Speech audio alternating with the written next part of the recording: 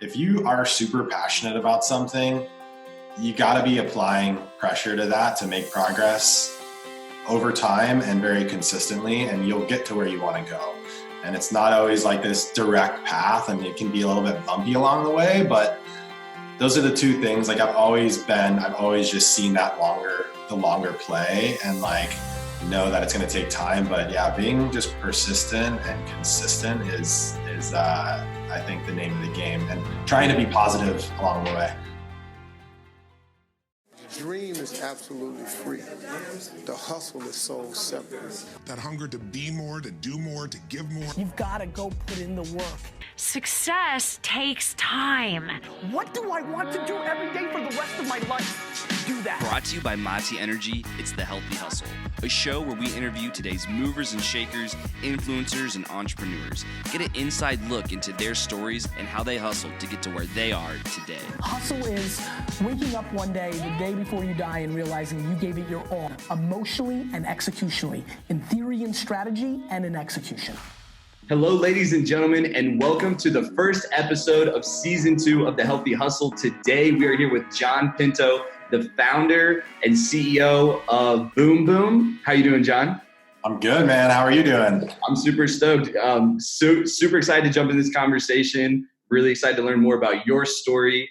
And for everyone tuning in today, just want to give them a quick rundown of what BoomBoom is. So if you could just run us through kind of that elevator pitch for what you guys are doing too. Sure, yeah. So BoomBoom, we have kind of our flagship product. It's an all-natural nasal inhaler, used daily, and it's for refreshment, for giving yourself a nice little boost, and just one of those cool personal care items that's pretty uncommon here in the U.S., but very popular in other parts of the world. For sure. You have one that you can show to everybody? Yeah, I do. So it looks like this, and you just unscrew the cap, sniff it. Easy breezy, beautiful. There you go. I love it. Nice cooling vapor that you smell, and it kind of travels down the back of your throat and feels really nice. And there's like 3 or 4 different scents you guys have right now, is that right? Yeah, so we actually have, there's 5 different scents, and then we'll hopefully be dropping a 6th one more sooner than later. That's awesome. And it's such a unique concept. Like you said, it's not necessarily a super common thing that you're seeing around today. So I'm really excited to jump in to how you guys got to where you are today. You guys were also recently featured on Shark Tank, which will be an awesome experience for us to run through. Yep. Really with the Healthy Hustle, there's so many people tuning in that are just kind of really interested in these lines of entrepreneurship and the different stories that people are leading to get to where they are today. And I really want to jump into what your mindset was in that, high school, college phase. What's John thinking about? What is he excited about? Was entrepreneurship always in your mind? What are you doing? Where are you at? What are you focused on? Yeah, so I grew up with 2 entrepreneurial parents. They're both chiropractors by trade, but they have their own practice, and I'd seen them kind of build that from the ground up. My grandpa was an entrepreneur, and so it's definitely kind of in my blood, and I always knew I definitely had kind of that entrepreneurial spirit. Mm-hmm. In kind of high school and college, though, I had no clue what I wanted to do. I mean, I knew I wanted to go into a business school in college, and ultimately was able to pull that off. Mm-hmm. And then most people in business school, at least the one that I went to, ended up going into finance, working for a bank. Yeah, classic. I knew that I didn't want to do that, but I literally had no clue what I wanted to do. And I ended up leaving college, or graduated, and then moved home, and I played online poker for probably 6 months, and played golf, and living in my, childhood bedroom. And ultimately knew I wanted to be in Southern California, and I had nothing to my name, and I just packed up all my stuff and drove out and, bummed around for a month with friends. And then I ended up getting a job. So. What was the inspiration to go to Southern California? Was it just a hot spot for you? Why there of all places? Yeah. So I was born and raised in Phoenix. Yeah. And vacationing to Southern California was the thing to do. And so we always were there at least a couple times a year, hitting the beach. And from a very young age, I was always why don't we live here? Easier said than done now that I'm, an adult and kind of understand what that actually takes. But yeah, that's kind of what drew me out here. And my wife, who I met in college, we actually went to Emory University in Atlanta. Nice. She got into USC dental school out here in SoCal. So it all kind of worked out, and we For made our sure. way out. And what kind of businesses did you grow up around? Like what businesses were your parents and your grandparents building? Yeah, so my parents had like a holistic like health center that they Mhm. worked out of, and they also had a few extra rooms that they rented out and leased to other like practitioners. Yeah. And then my grandpa, who actually passed away last year, but he was in the garbage business. So Wow. Okay. his dad was first generation from Italy and built a garbage business, like literally like horse and buggy, like built his own route, in New Jersey. Yeah. Ended up, my grandpa took that over, and they had built that up to one of the bigger privately owned garbage businesses in the country, and ended up selling it. Wow. So a huge mix of different businesses to grow up around. Yeah. Yeah. And I'm really kind of interested in this phase. You said it was post college where you're like playing, or was it post high school where you're like playing online poker and like? I was probably post high school and post college. Yeah. It's almost like that. I don't know. You could call it like that lost period almost, where you're kind of in that period of discovery, like really kind of trying to nail down. Was your mindset then of like, hey, I'm just living life, or are you thinking about like, what's my next move going to be? What were you doing to kind of help dissect those decisions? Yeah, I was very fortunate to grow up with parents that were very supportive of just following my passion. They never, not once, like really pressured me to do anything that I didn't want to do. And so I knew that kind of in that in-between period, that I would ultimately find something that kind of resonated with me, and I wasn't going to just jump into something and like be miserable right out of school working some job. I had some internships in college. I kind of knew, had some experience. Yeah. I bartended for a little bit in college, and ultimately, I was just Craigslist hunting every day. Craigslist was the place to find jobs, at least like 2009 when I graduated. And I found a healthy vending company that was like thinking of vending machines, but with healthier for you snacks. Yeah. That was in Southern California, and ended up getting a gig there as their first employee. And and that business, I was very fortunate to see that business grow from 0 to about 100 employees when I left. That's really where I think learned entrepreneurship and like what it is. That was like, that's a really interesting journey, not only from, the company growing outside, but an internal growth as well, building a team across the board.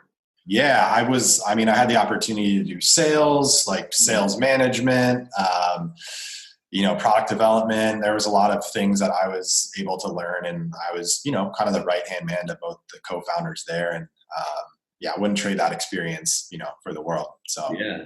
And so really, like you said, sunk your teeth on entrepreneurship with that unique experience. And then what was the next thing that you got into after that? Was that your first venture yourself, or? Yeah, so that was my first gig right out of college, and I was there for 5 years. Nice. Literally like soaking it all in. And as soon as kind of that internal growth that you just talked about, I felt like that wasn't getting that anymore. I knew that it was time to go, and that's what kind of led me to BoomBoom. And I guess I went all in with BoomBoom like 2015, and then 2016 was kind of like I call 2015 like year zero. 2016 was our first like real year of like And so how did you come to find the BoomBoom opportunity? Yeah, so there's another co-founder. So there's myself and Sean, and he actually traveled to Thailand and saw that these daily use nasal inhalers were everywhere. Like they were in every convenience store. There was multiple brands, and it was like part of culture. And come to find out, like he came back from that trip and was like super jazzed on it. I had got looped in early on and kind of helping with some of that product development and figuring out kind of building that supply chain here in the States. But we had this other business that was, you know, successful, the vending business. And so BoomBoom was just kind of sitting around as like a side project for a few years. And, we had all these samples that were made. And so I was in Los Angeles, like going out to parties with like my pockets full of these little like inhalers, and everybody loved them. And I would like every person I gave one to, they're like, what is that? Like what, like everybody like had this smile on their face. That's awesome. And, that's when I was like, you know what, there's something here. And I couldn't like kind of turn away from it any longer. So that's when I went all with it. A good sign. Do you guys know like what where they came from culturally overseas? Like what was the originator of the nasal nasal? Yeah, so it's more about like aromatherapy and using like essential oils to influence how you feel, right? Mm-hmm. Your sense of smell is super powerful.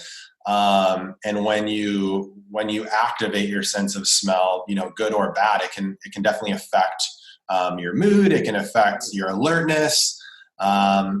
Your sense of smell is also tied to memory. So there's some interesting things going on in like the neuro-linguistics programming community, you know, tying scent to certain memories and feeling states. So it's been around. I mean, aromatherapy and essential oils have been around for a while. We're just trying to make it a little bit more accessible, convenient, and like fun for the younger demographic. Not necessarily younger, it was for everybody, but like our marketing is kind of geared towards kind of that millennial, like younger audience that we can kind of build the brand around. Yeah, I mean, and it's kind of, you know, the trend of essential oils is, you know, more so today than it's ever been before. So that was definitely kind of cool to see how you guys are tying into that as well. And, you know, what I'm really interested in too is just you guys, like you said, Sean was overseas. He saw this unique concept that was flourishing in another market. But then, like you said before, in the United States, nothing like this existed. So like from a product development standpoint, like creating this supply chain from nothing, I mean, what is that like? Like, we want to make inhaler sticks in the United States. How do you go about that? What was your research process? I mean, so the craziest part of that whole little story is the first batch of BoomBoom was actually made in China. And the product did not get into the US. Literally, the first order did not get into the US. And that's basically when BoomBoom like died. It was like it almost died before it started. Wow, holy moly. So, yeah, which is pretty crazy. And so we were like, oh my gosh, you know, we can't even get this into the. We can't even get this and it literally was all natural essential oils, menthol. Like there wasn't anything crazy in it, but the packaging was a little bit aggressive, and you know, it was new. It was something that was totally new, and literally couldn't get it through customs. Wow. Which was, I guess, imagine there was an investment you guys had made to get that initial.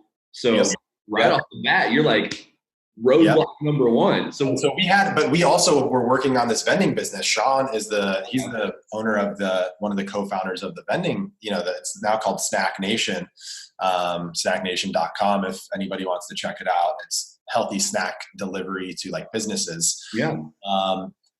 And so we were there like, wow, we had some product. We still had some samples. We had a basic website up. But then it literally was starting from square one and rebuilding the entire supply chain here in the US.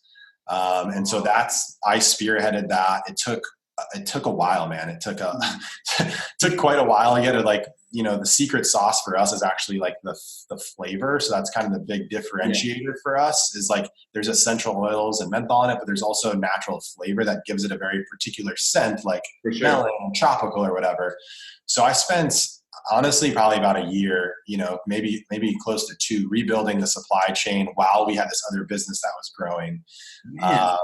And then what was your time looking like splitting between these two ventures? Are you like 9 to 5 one and then that late night grind the other? How are you doing that? It was probably like 80-20, like the healthy snack company, 20% BoomBoom. I got you. And that was going on for quite a while.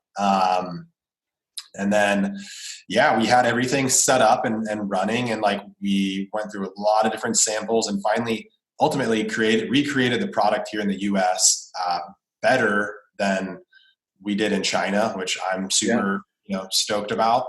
And now the product is made in the USA, which is definitely very important for me now, kind of looking back on that experience. But yeah, it was a long, grueling process. When you are thinking about, product development as an entrepreneur, and maybe there's some value here to share for other people kind of in that same position, where did you start to say, like, how do I find how to make this? Like, what was that, very ground game, day-to-day emailing? How are you going about researching to get this done? Yeah, honestly, man, I was Google. I was like, I ended up finding the niche of like cosmetics. That seems like they were the cosmetics manufacturers were the ones that were probably going to be the ones that could also make BoomBoom. Because the process, it is kind of involved. It's not just like formulating and then like filling a bottle or whatever it is.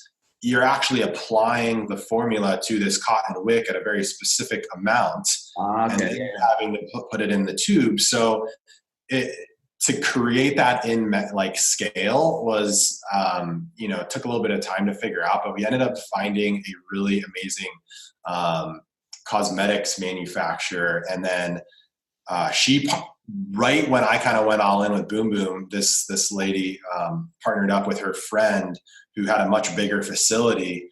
And so we ended up getting in with a manufacturer that is like they're doing like private label stuff for Whole Foods and like other big brands, like doing organics, like pharmaceuticals. Like it's a pretty interesting path we went to get in with them, but it was honestly a lot of research, man.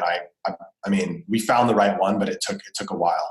Yeah, no, it's interesting, like how many companies seem to have been built on the backbone of Google almost. Yeah, and I was probably, I guess, 25, maybe 24 when I was doing all this. So like, I knew nothing, like I literally knew nothing about the manufacturing industry and like what that takes. And like, I didn't know anything. So, and with a product that not a lot of people had a lot of experience with, I would imagine, when you're bringing it to them.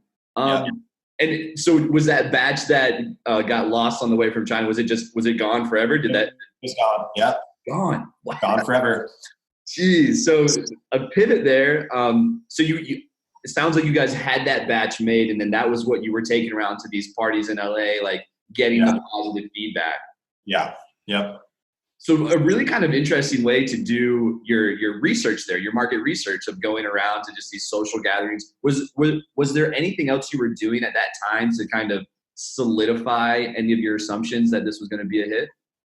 No, honestly, that was it, man. That was the only, because we didn't have time to do anything else because we had this other very successful business that was like growing, and I was like managing like, a full sales team and was like grinding from like, 7 to 7 kind of thing. And BoomBoom was always this side project, but like I probably gave out maybe 5,000 BoomBoom over the course of like 3 or 4 years at events and whatever. And like, I'm not even kidding you. There was probably 2 people that were like, I don't really like this. Everybody else was like always very intrigued and very excited about it. And so I just always knew there was something there. And with my parents being kind of more in the holistic health space as well, I was very familiar with like essential oils and had always been around them and used them from when I was little. So like there was always that connection with them. I see. Yeah. And so it always just seemed very obvious to me. That being said, fast forward, 5-6 years till now, it's not obvious. There's so much education needed around our product, which is good and bad, but it's like, we're in a way creating a new category. And so education is needed and a lot of sampling is needed. And that's really what we focus on with all of our efforts at this point. And, hitting that, there's some really interesting ties to Mati there around education, kind of carving a unique space even within the healthy energy drink category with what we're doing, and how sampling and education is at the forefront of really telling your story, why you belong on the shelf or whatever. What have been some, and for other, entrepreneurs coming into that angle, has it been sampling as a great way for you to do that? Or are there other vehicles you found to be pretty effective for education? So basically when I said, all right, BoomBoom is where I want to go, all in, let's make it happen. The first thing I did was I created an Instagram account. We didn't have an Instagram account. We had nothing. We were doing literally nothing. And I just started direct messaging people. I was like people like micro influencers, people that probably had 2,500 to like 10,000 followers that were doing cool stuff, or either like traveling or going to all the biggest parties or whatever it might be, right? For sure. And I just started hitting them up and was like, look, I love what you're doing. Can we send you some free product? And I want to see what you think about it. And I probably sent out, 500 packages. And that's how it all started. I mean, that's really was like the beginning of BoomBoom, and it kind of starting to grow organically, and slowly but surely we started seeing orders come in. And that's still been one of our main strategies up to this point. We're obviously doing a lot of like paid social now. But the whole play was like, let's build this community online, and let's, it's very light. It's very easy to ship these. Yeah. Let's build let's prove the concepts and build the demand online. And then after that, let's push into retail, because we know this is at its heart, it is like an impulse product. You see it, you're like, oh, I'll try that, or I've seen that, or whatever. So like grab and go right by the show or right by the checkout, a hot spot. But yeah, probably the most competitive spot in the store. So that's another. It's climbing. We're just climbing Everest. It's fine. Yeah, slowly but surely, man. I love the hustle, and it's really cool to hear kind of how that initial started out on social media. And I think like social media has given brands like you guys, like Mati, et cetera, just like a great way to connect with customers. I think oftentimes it can be overlooked as a way for you to actually have legitimate conversations with potential purchasers or even people to get feedback. So I love that approach to just like, let's get this into people's hands, get the feedback. If they like it, maybe they'll share, and they really get that kind of grassroots initiative going. And I'm really curious, like through this beginning phase, is it just you on the BoomBoom team? I know you have Sean helping, but he's part of this other business. So like, what does the team look like at this point? Yeah. So Sean was running this other company, and like I think today they probably have almost 200 employees. So he's very invested in that, as most of his time is spent there. I was spearheading all this stuff from, I guess, 2015 when I kind of went all in to the end of 2017. So it was about 2 years by myself, just literally doing all this on my own. I had my manufacturer. I had a 3PL that was doing all of the fulfillment for me. So like I could hit up all these people on direct message, but then I didn't have to go ship anything, right? Which I would just, go on the computer, type it in, and it would get sent out. So that was a huge kind of big win early on, was getting all that set up. And then I actually hired, my first 2 hires were at the same time. So I hired somebody for kind of like more of like social media, like content type of stuff. And then I hired more of like a operations customer service person. Okay. And they're still with me today. They're evolving and growing and totally crushing it. And then I now have a director of sales. And then I have like 2 or 3 contractors that put in a decent amount of time for us, like a paid media person. I have a graphic designer. But all like right now there's 4 of us full time working on the business. I love that, man. It's so cool to see like how the business is developing and phasing. And I want to get into the kind of the Shark Tank storyline here of how that came to be, because Shark Tank, like everyone knows the name now. It's a super hot topic, but you guys, are leveraging that content on social media. Like I've seen you some of the advertising. Yeah. Why was Shark Tank a marketing play for you guys? What was the thought process behind going for that, and what was that experience like? Yeah. So Shark Tank, if you think back, right, we graduated. Shark Tank's been on for 10 years. Yeah. Graduated from college in 2009, moved to LA. Like my girlfriend at the time, now my wife, we love Shark Tank. We literally watch every single episode of Shark Tank from the start. Yeah. And so we're, I'm over here grinding, doing the healthy vending stuff, healthy snack business, watching Shark Tank, seeing BoomBoom like on the side doing really nothing. And Chelsea, my wife, we were always just like, man, like BoomBoom would be the perfect product for Shark Tank. Like just purely for the sake of that, like kind of shock factor of like them putting it up their nose and being like, what is this, And so there was always this kind of tickle in the back of my mind, like we were going to do Shark Tank. I didn't know when or how it would all unfold. But I did know that I didn't want to go onto the show without having any sales, because you go on and you just get absolutely wrecked. And it's just like, it doesn't make any sense to do that unless you literally like are totally desperate and this is like your last lifeline. So instead of just like pushing for that right away, I really wasn't intending to do it. But then we got to a point where we had some sales, and it kind of just came back around, and I went to the casting email and I applied randomly, and I heard back from them maybe like 6 months later. They're like, hey, they called me. They actually called me. I was going to go to like a open call at the casino, which is crazy to think about. And the day before that was scheduled, I got a call from their casting people, and they're like, hey, what's going on with the business, blah, blah, blah. Can you get us a video? And so I ended up going through that process, which is a very long process. We started that in like February of like 2018. We ended up getting aired. We filmed in June, and then we ended up getting aired last October. And then we got re-aired this January on prime time, like Shark Tank, like double header. We were like rerun after the new one. And we went on there with the intention to get a deal. We went on there wanting to get a deal, wanting them to love it.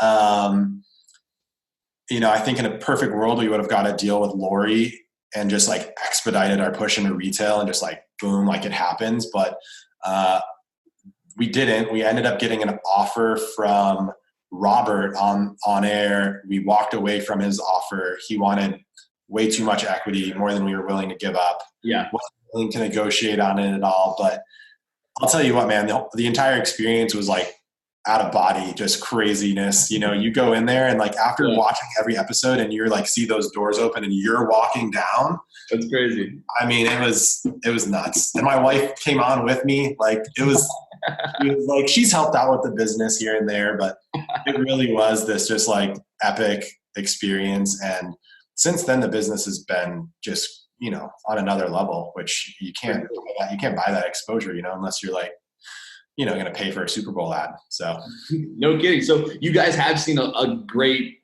payoff, ROI, I guess you could call it on. Oh yeah. It didn't cost us anything to get on the show. All it was time. And when we aired, man, those 30 days after airing, it was nuts. I mean, we sold out of a product on Amazon in like 2 days. Like we were very underprepared on Amazon. Yeah. We thought most of the people would come to our website to buy. Mm-hmm. Amazon was also bidding on keywords for BoomBoom. Oh. So when people typed in BoomBoom on Google, because Amazon is obviously looking back, I'm like, God, they are just total savages. But they're like, like going on and like looking who's going to be on Shark Tank, and if their product's on Shark, if got it, yeah, like they're going to run those keywords and swoop those sales. For us, it doesn't really matter. We make basically the same amount of money selling through Amazon. Yeah. Right, but like getting that customer data is obviously very valuable, and they 100%. They basically won out, on the East Coast airing, and then our budget up big time on the West Coast airing, and we got a lot more people coming through the site, but yeah, it was nuts, man. The whole thing was great. Super cool. I think you're the first person that I've ever talked to face to face that has, actually made it onto the show. And it was super cool to see how it had a pretty positive impact on the business, even though there wasn't a deal struck. But like you said, that explosion is insane. So and now we're running like a clip. We have a 1 minute edited clip of like all of them trying the product and us explaining the product and like we use that as an ad on Instagram and Facebook, and like it's our best converting asset. And you know, millions of people have now seen that ad, and it's just teeing up for everything else that's to come over the next year or so. So it's a big win for sure. Yeah, and for everyone tuning in, Mati was demoing right next to BoomBoom at Expo West, which is, I think it's one of the biggest product expos in the world, but this one's kind of focused on natural products. And how many people came up to your booth saying, I saw you guys on Shark Tank, or whatever. It was super cool to just see firsthand the impact that it's had just on the exposure to the business. And I can, for one, advocate that Mati and BoomBoom as your energy solution can get you through just about anything. But so Shark Tank happened. It's crazy. So like, let's get into what are you looking forward to coming next with BoomBoom? What did the next few months look like? Can you share anything with us? Yeah. So the biggest thing we're focusing on right now is getting into retail. Yeah. You know, online is amazing, and I love the online business. It's still growing, and it's growing pretty quickly, but we just genuinely feel like this product is an impulse product. And we feel like it needs to be sitting right next to the gum or the chapstick or, you know, the eye drops or whatever other products there are. So that's a big focus of ours right now, is pushing into retail, getting those tests, using our online marketing skills to drive our fans and our people into those stores, which we are having success doing, which is pretty exciting.